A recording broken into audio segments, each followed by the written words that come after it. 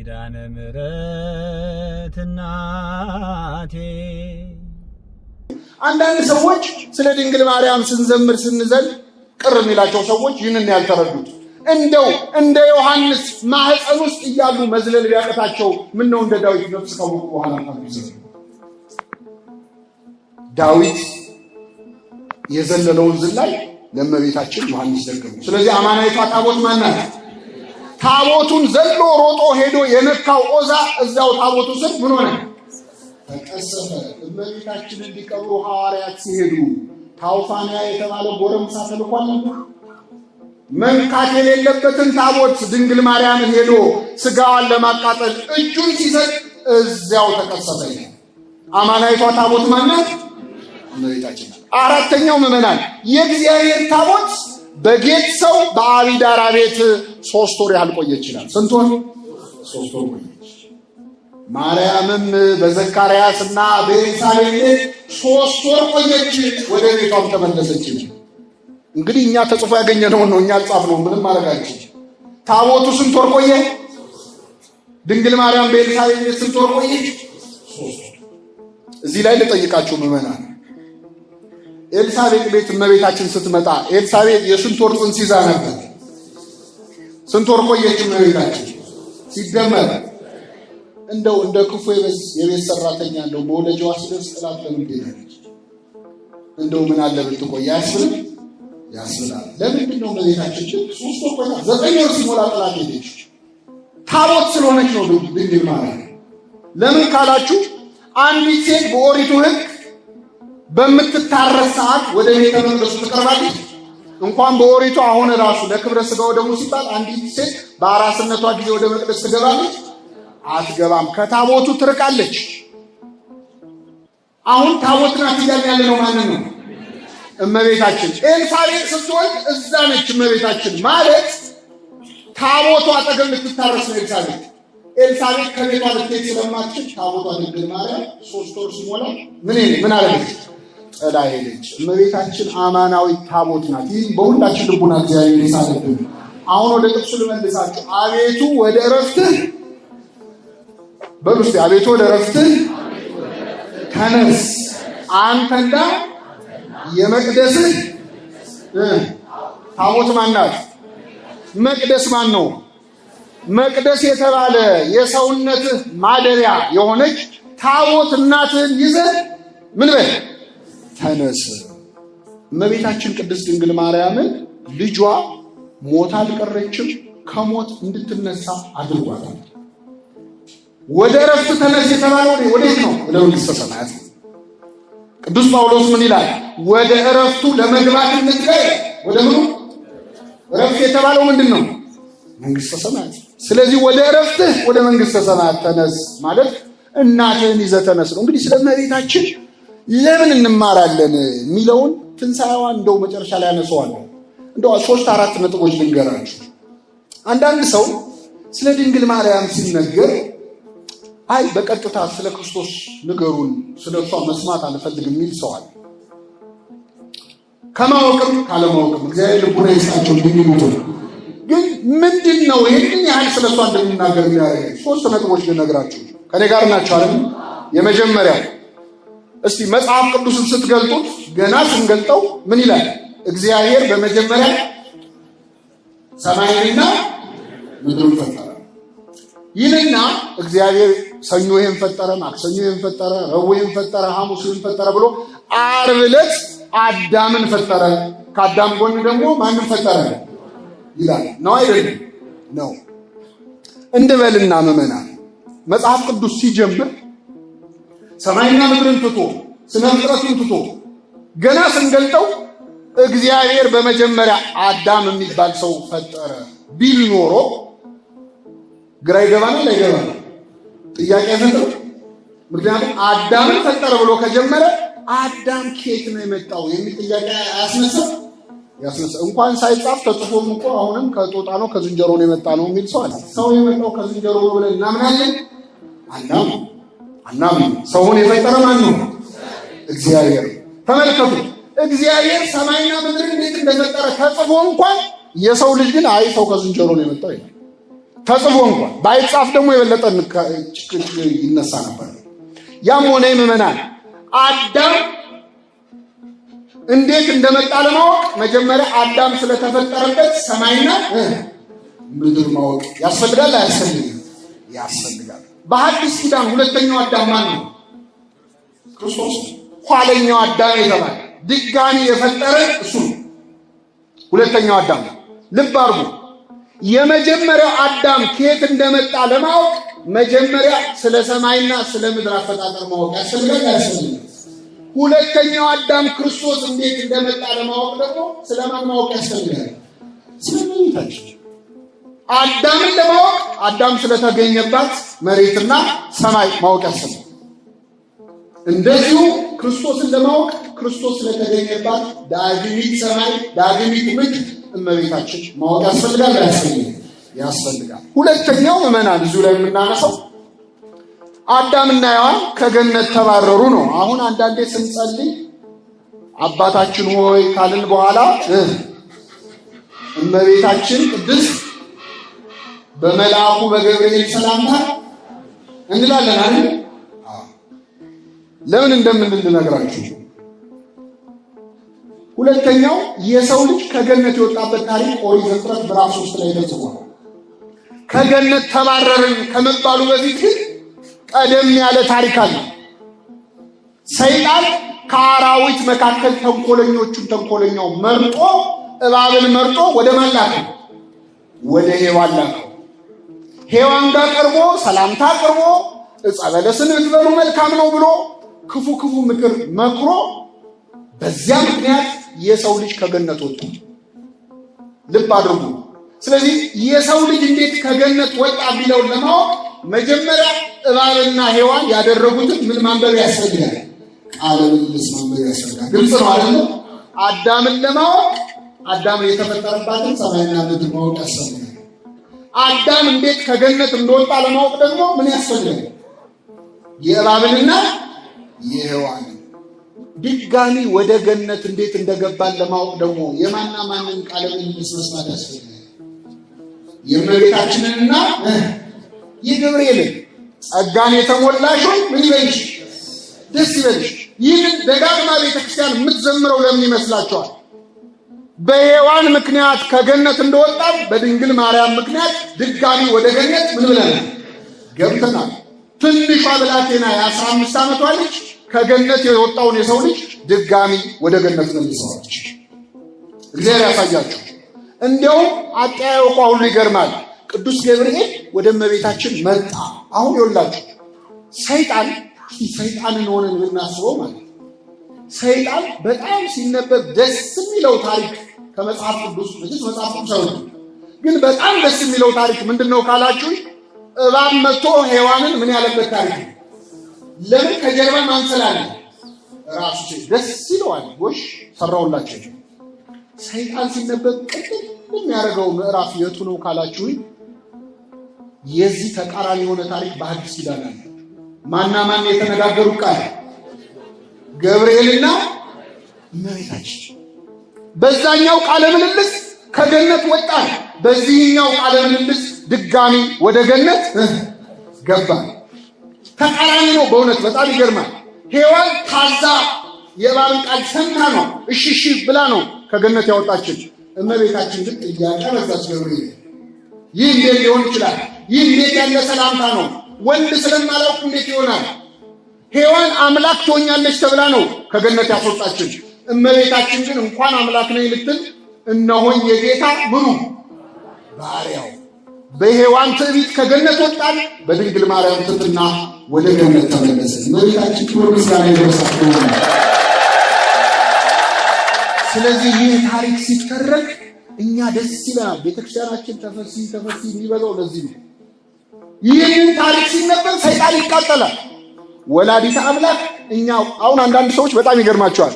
እንደው የምንታዘባቸው ለሰው ልጅ ውድቀት ምክንያት የሆነችው ከገነት ለመውጣቱ ምክንያት የሆነችው ማናት ብትሏቸው ሁሉም ሰዎች በአንድ ቃል የሚመልሱት ማናት ብለው ነው።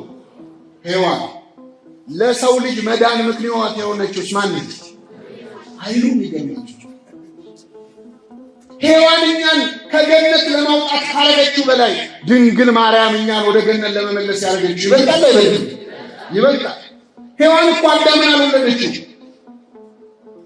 ከአዳም ተገኘች እንጂ ወላዲተ አምላክ ግን ሁለተኛውን አዳም አስገኝታ ከመጀመሪያው እስከ መጨረሻው አብራ ሆና እነሆኝ የጌታ ባሪያ እንደ ቃሌ ይሁንልኝ ብላ ራሷን ሰጥታ እግዚአብሔር ልብ አድርጉ ምዕመናን፣ ራሱን ለዓለም ከመስጠቱ በፊት ድንግል ማርያም ራሷን ለእግዚአብሔር ሰጥታለች።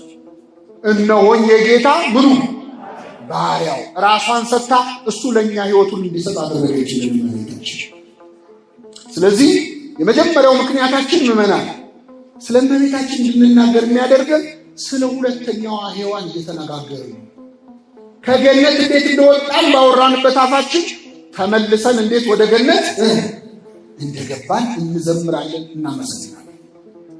ይህ የመጀመሪያው ስለ እመቤታችን። ሌላው በጣም ተናገሩ የሚለን ከፍቅር ባሻገር ማለት ነው እመቤታችን በመኖሯ ምክንያት ብዙ ትርጉም ያገኙ ነገሮች ስላሉ፣ አንደኛ በዚህ አጋጣሚ ብዙ እናቶች እህቶች አላቸው። የሴት ልጅ ክብሯም ከፍ ያለው በማን ምክንያት ነው? በድንግል ማርያም።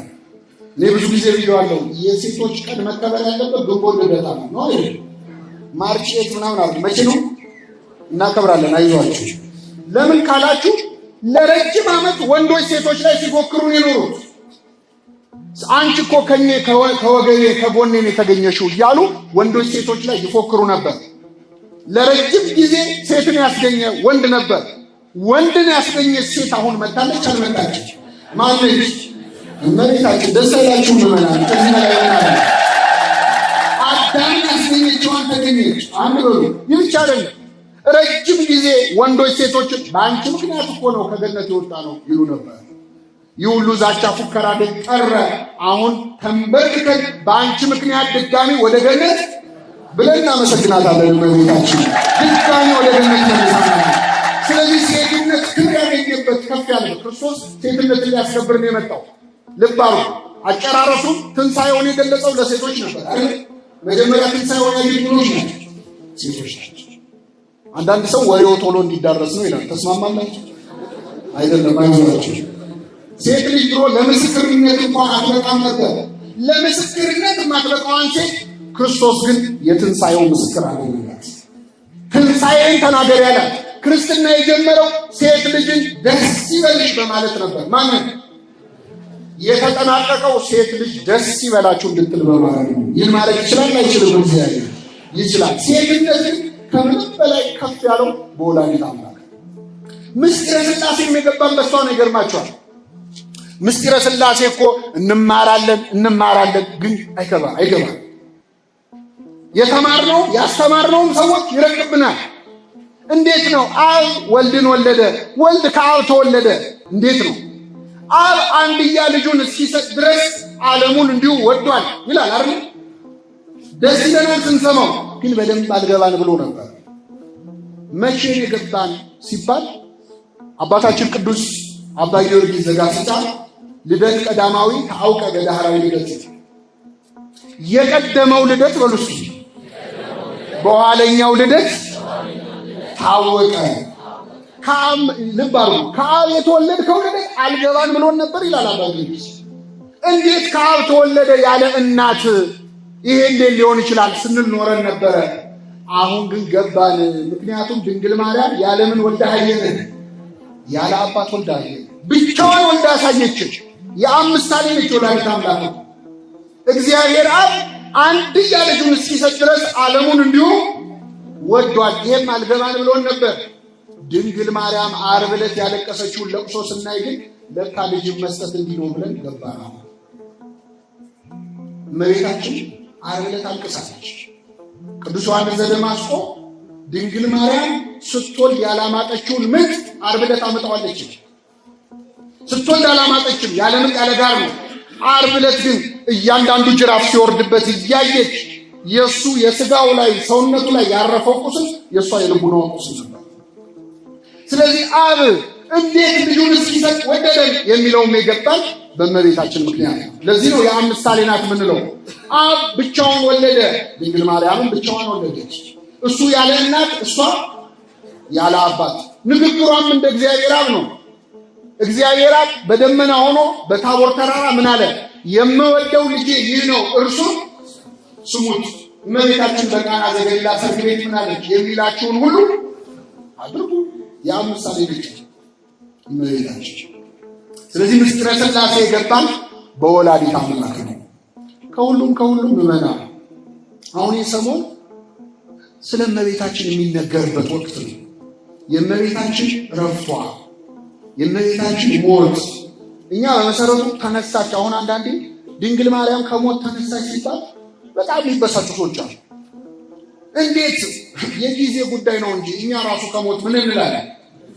ቁም ነገር ሆኖ ማለት ነው ለሷ። ድንግል ማርያም ተነሳች ሲባል የሚናገር ሰው እኛ ኦርቶዶክሳውያን ምዕመናን ከመነሳቷ በላይ በጣም የሚገርምን መሞቷ ነው። ቅዱስ ያሬድ ሞት ለሟች ሰው ለሚሞት ሰው ይገባል፣ የማርያም ሞት ግን ሁሉም ያስደንቃል። ሕይወትን ወልዳ እንዴት ሞተች? ምዕመናን እሱስ የሞተው የእኛን ኃጢአት ተሸክሞ ነው። ለዓለም ሁሉ ነው የሞተው። ወላዲተ አምላክ ኃጢአታችንንም ሳትሸከም እሷም ኃጢአት ሳትሰራ እንዴት ሞተች? እናዝናለን፣ እንገረማለን። በእመቤታችን ዕረፍት ያልገረመው ያልደነቀው። በእርግጥ እኛ ሞት እንፈራለን። የእመቤታችን ፍርሃት ግን ሰው እንደመሆኗ እንደ ሰብአዊነቷ ነው እንጂ ምንም ያስፈራ ነገር የለም። አሁን ሞት ትፈራላችሁ? አትፈሩ? ኧረ እውነቱን ተናገሩ። አትፈሩ? እንፈራ አልፈራም የሚለው ሰው ራሱ ይፈራል።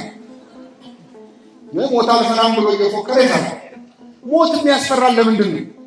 አንደኛ በዚህ ምድር ላይ በጣም የምንወዳቸው ሰዎች አሉ አይደል? ከነሱ ምን ማለት አይከብድም? ይከብዳል። ከቤተሰቦቻችን፣ ከወገኖቻችን፣ ከልጃችን፣ ባል ከሚስቱ፣ ሚስት ከባሏ ይጨንቃል። ሁለተኛ ምድር ላይ እንደው የሆነ ነገር ሳላሳካ እቅዴን እንዲህ አደርጋለሁ ብዬ አንድ ነገር ሳላደርግ ብሎ ሰው ይፈራል። ሶስተኛው የሚያስፈራው ደግሞ በሰማይ ምን ይጠብቀኛል አይደል? በግራ ቆም ይሆን በቀኝ ቆም ይሆን ያስፈራል። እመቤታችን ግን ከዚህ ሁሉ ነፃ ናት። ሞት ለሷ እንደኛ አይነት ፍርሃት ሊሆንባት አይችልም። ለምን? እኛ የምንፈራው በምድር ያሉ ወዳጆቻችንን እንዳናጣ አይደል? እመቤታችን ገና በ3 ዓመቷ ርሲ ይዝበኪ ወቤታቦኪ ወገንሽንና የአባትሽን ቤት ምን እርሺ ተብላ የወጣች የ3 ዓመት መናኝ ነች። እመቤታችን ከእናት ከአባት ፍቅር ቀድማን የተለየችው ለክርስቶስ ለእግዚአብሔር። ብቸኛ ዘመዷ ማን ነበረ? ክርስቶስ። ስለዚህ የምትሄደው እኮ ወደሱ ነው። ቅዱስ ጳውሎስ ምን አለ? ልሄድ ከክርስቶስ ጋር ልኖር እናፍቃለሁ። ከማን ጋር ልኖር? እመቤታችንን ብናገኛት ብንጠይቃት ምን እንደምትል ታውቃላችሁ? ልሄድ ከምኔ ጋር ልኖር? ከልጄ ጋር ልኖር እናፍቃለሁ። ልጇን እኮ ነው ልታናገር የምትሄደው ምዕመናን። እግዚአብሔር ልጇ ነው። እንዴት ያለ ነገር ነው! አንዳንድ ሰዎች ስለ ድንግል ማርያም እኮ ሐዋርያት ብዙ አልጻፉም፣ እናንተ ብዙ ዝም ብላችሁ ነው ይላል። እንደው እውነት ነው የምነግራችሁ፣ የተጻፈው ነው ብዙ ነው እንበልና መጽሐፍ ቅዱስ ላይ ምንም ነገር ባይጻፍ አንድ አረፍተ ነገር ብቻ ይጻፍ፣ ክርስቶስን የወለደችው ማርያም የምትባል ድንግል ናት ብቻ የሚል ቢሆን መጽሐፍ ቅዱስ ላይ ያለው ከዚህ በላይ ሊጻፍ ይችላል? መልሱልኝ። ወለደችው ከማለት በላይ ምን አለ?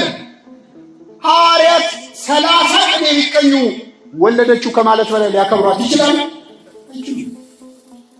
ወለደችው እያልን ያለነው እኮ እግዚአብሔርን ነው ምዕመናን። አንዳንድ ሰው አይ ወልደዋለች በቃ ምንድን ነው እንዲህ ያልመጨናለች? አምላኩን ወልዶ የሚያውቅ ሰው አለ ወይ? ካለ ያሳዩንና እንተዋለን። መዝሙሩንም ጾሙንም እንተዋለን። እግዚአብሔርን ልጄ ብላ የጠራች እግዚአብሔር እማዬ ብሎ የጠራች ከእመቤታችን በቀር ማን አለች? ርቦኛል አላት እኮ እግዚአብሔር። ራበኝ ብሎ አይኗን አያት። እግዚአብሔር ቀና ብሎ የጠየቃት የለመናት ሲያለቅስ ራሱ እንባውን ጠረገችለት። የአምላክን እንባ አብሰዋለች። የአምላክን እንባ ባበሰችበት እጇ የሁላችንን እንባ ታብስልን። አይገርማችሁም ምዕመናን? አባብለዋል። ቅዱስ ኤፍሬም ሶርያዊ ደግሞ ለለባ የሚባል መዝሙር አለው፣ እሹሩሩ ማለት እየሰማችሁ። ቅዱስ ኤፍሬም ደግሞ ይገርማችኋል ምዕመናን፣ በጣም የገረመው ነገር ልቡን የነካው ምን መሰላችሁ? ድንግል ማርያም አንዲትና ልጇን ስታስተኛ እሽሩሩ ብላ አይደል የምታስተኛ? ድንግል ማርያም ምን ብላ አስተኝተው ይሆን? ምን እያለች ታስተኛቸው? ቅዱስ ኤፍሬም ምን ይላል ገና ሲጀምር? እሷም ከሌላ ልትዋስ ለሌላም ልታወስ አትችልም ይላል። የሽሩሩ ዜማ አሁን እኛ ያደግንበት ሽሩሩ ይላል አይደል? ዜማ ሌላው ሲል የሰሙትን ነው እናቶቻችን የሚጠቀሙበት። እሷ ግን ለየት ይላል። የእሷ ሽሩሩ ማለት ማባበል፣ ከሌላ እንዳትዋስ እንደ ሌላው አይነት ልጅ አልወለደች። ማሙሽዬ የኔ ጌታ ማለት ይቻላል ፈጣሪዋ ነው፣ አምላኳ ነው። ምን ብለሽ አባብለሽው ይሆን ይላል። እሱ እኮ ቅዱስ ቅዱስ ቅዱስ እያሉ መላእክት ያለማቋረጥ ምን የሚሉለት ነው? ምን ብለሽ አስተኛሽ? የማይተኛውን አምላክ ምን ብለሽ አስተኛሽ? ኧረ ምእመናን በእውነት ልቡናችንን ያብራል። አብረው ኖረዋል እኮ 30 ዓመት ከመቤታችን ጋር። ስንት ዓመት? እኔ ሌላውን ጥቅሱን ልንቶ ምእመናን 30 ዓመት አንድ ቤት ስትኖር መቤታችን እንዴት ነበር? ጠዋት እኮ ከእንቅልፍ ስትነሳ እንደምን አደርሽ ይላል እግዚአብሔር። ማታ ስትተኛ ደህና ደሪ ይላል ማን ነው? ምን ተነጋግረው ይሆን? አብረው ሲበሉ ምን ብሏት ይሆን? ሲጠጡ እንደ ሐዋርያት ቆርሶ ሰጥቷት ይሆን? ወላጆች ለልጆቻቸው መጽሐፍ ቅዱስ እያነበቡ ታሪክ እያነበቡ ያስተኛሉ። ምን ብላ አናግራው ይሆን እመቤታችን? 30 ዓመትስ እንዴት ምን ብሏት ይሆን? እሱስ የሙሴን ታሪክ ተርካለት ይሆን? እሷ ስትተርክለት ጸጳጦስ ላይ ሲደርሱ ዛፉ አንቺ ነሽ እሳቱ ደግሞ እኔ ነኝ ብሎ ተርጉሞላቸው አናውቅም። አለማወቃችን ብቻ ራሱ ደስ ይላል። 30 ዓመት አብረው ነበር እኮ ወላዲተ አምላክ ነው አይደል? ጥቅሱን ተውት ምእመናን። አቤት አርመጥመጡን እኮ ጥቅስ አምጡልኝ እያሉ ሰዎች አንዴ 30 ዓመት ኖሩ እየተባል ካንተ ጥቅስ ላይ አንዳንድ ሰው እመቤታችንና ጌታ የተነጋገሩት እዛው መጽሐፍ ቅዱስ ላይ ያሉት ቃላት ብቻ የሚመስለው ሰው እየሰማችሁ 30 ዓመት ዝም ብለው የተጻፈው ብቻ የሚያወሩ ነው እንዴ? አይደል? እንዴት አይነት አስተሳሰብ! እስቲ አንድ ሰው አሁን የህይወት ታሪኩን ጽፎ መጽሐፍ ቢያሳትም በህይወት ዘመኑ የተፈጸመው እዛ መጽሐፍ ላይ ያለው ብቻ ነው? እንደው ሌላ ገጠመኙ ሲያወራ የለም ጥቅሱ የቱ ጋር ትላለች? አይደል? መጽሐፍ ቅዱስ እኮ ህይወት ሊሆናችሁ ተጽፏል ነው እንጂ ብዙ ታሪክ ተፈጽሟል። እመቤታችን ከጌታ ጋር ምን ሲያወሩ የነበር ይመስላችኋል? ጸሎት ቢል ተናግሮ ተሰምቶ ለእግዚአብሔር ጸሎት ከእግዚአብሔር ጋር መነጋገር ነው። እመቤታችን እኮ ከክርስቶስ ጋር ያደረገችው እያንዳንዱ ንግግር ከእግዚአብሔር ጋር መነጋገር ነው። ጸሎት በጣም ድንቅ። ለጥቂት ደቂቃ ያናገሩት የአይሁድ መምህራን በትምህርቱ የተነሳ ተገረሙ ይላል። እመቤታችን እንዴት ገርሟት ይሆን 30 ዓመት ሙሉ አብረው ሲሆኑ? የኤማሁስ መንገደኞች አብረው ትንሽ መንገድ ቢሄዱ ልባችን ይቃጠልብን የለ ወይ ብለዋል። ወላዲተ አምላክ 30 ዓመት አብሯት ሲኖር ሲያናግራት ልቧ ስንት የተቃጠለ ይሆን? በጣም ድንቅ ነው እመቤታችን። እናትነትን ያህል ክብር ነው የሰጠው። ስለዚህ እናቱ ነች ብቻ ተብሎ ቢጻፍ ሌላ ባይጻፍም ራሱ ከበቂ በላይ እና ወላዲተ አምላክ በምድር ላይ መሄድ አያስፈራትም። ወደ ልጇ ነው ልሄድ ከልጄ ጋር ልኖር ናፍቃለሁ ነው የምትለው። ተመልከቱ ምድር ላይ ምን ያልፈጸመችው ነገር አለ? የደናግል መመኪያ ነች። የእናቶች እናት ነች። እግዚአብሔር እማዬ ብሎ የጠራት ነች። የሰማዕታት እናት ነች። የመላእክት እህት ነች። ምድር ላይ ያልፈጸመችው ነገር የለም። ወላዲተ አምላክ ከዚህኛው ዓለም ወደዚያኛው ዓለም ተሸጋግራለች። ልጇ ወርዶ መላእክት እየዘመሩላት፣ አልዓዛር እንኳን ሲሞት መላእክት ከበውት ይላል አይደል? እመቤታችን ስታርፍ ስንት መላእክት ከበዋት ይሆን? በእውነት እየዘመሩላት እያመሰገኗት። የእነሱ ፍቅር በሁላችን ልቦና ይሳለብን።